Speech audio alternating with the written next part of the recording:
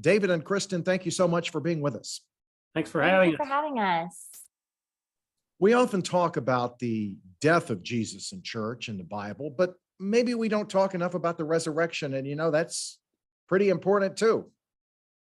Yes, it is. And of course, it's all over Paul's letters. This book covers 7 of Paul's epistles, the 4 prison epistles that he wrote when he was in Rome and house arrest, and then the 3 pastoral epistles that he wrote to his colleagues and understudies, Timothy and Titus. So in those letters, now he doesn't go into the proof of the resurrection. Some people that interviewed me have been asking me, what does your book say about the proof? Nothing, although I had to fake it because I didn't read it. I don't blame them. They got too many people to interview. But that was one of the previous books. But this one, of course, the resurrection and the bodily resurrection is central to the Christian religion.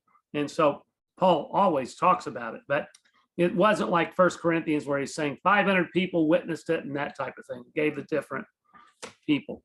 So yeah, it's central to Christianity. And those who say there was no bodily resurrection are cut to the core of Christianity and Christ's finished work on the cross. He became a human being so he could suffer along with us, suffer the indignities of human existence, and then die and be resurrected bodily so that we could then, through faith in him, be resurrected bodily and live with him in eternity.